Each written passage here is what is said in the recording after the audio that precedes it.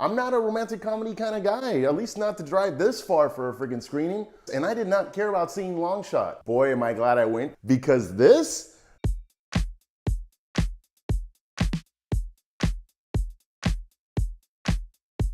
So here's my spoiler-free review of the movie Longshot. Now, I'm not a big fan of romantic comedies, not because I don't care for them, but because they're just kind of, it's all the same shit. Boy meets girl, someone has a flaw or secret that results in a misunderstanding or miscommunication. Oh, embarrassing scene, freaking temporary separation. Oh, we really love each other, it's all cleared up, yay, the end. Yeah, bro, freaking seen that shit 100 times. Man, this was a breath of fresh air. Sure, there are a lot of familiar situations, but it doesn't fall under just like the genre tropes of it all. We're like, oh, here's the part where the guy does this or the girl does that, and it's like, oh, it's a little different. So yeah, dude, freaking A for effort there.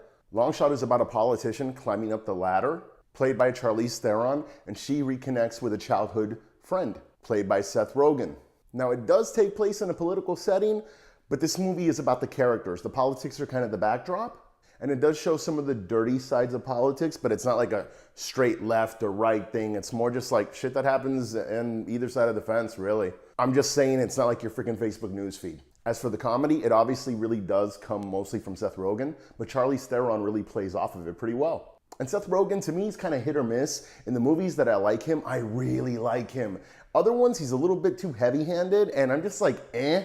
Like, I really didn't think Pineapple Express was that funny. Probably because I've already seen it and it was done a lot better the first time. But when Seth Rogen's good, he's good. And this one, he's good. Seth Rogen and Charlize Theron, their chemistry is actually really adorable, man. They're kind of cute together. O'Shea Jackson, Ice Cube's son, he's in this and he freaking steals the scenes that he's in. He's freaking awesome, man. So is Andy Serkis. Even when he's not all CGI'd, he really does disappear into his characters. I'm a fan of his, and after I saw this, I had to open up IMDb, look in there, and confirm what character he actually freaking played.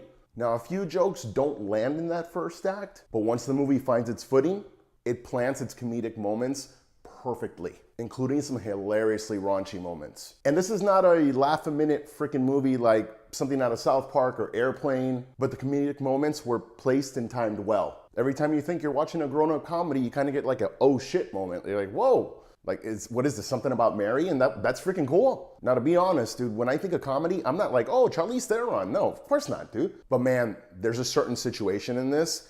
You're gonna see a side of her that you've never seen before. Yeah.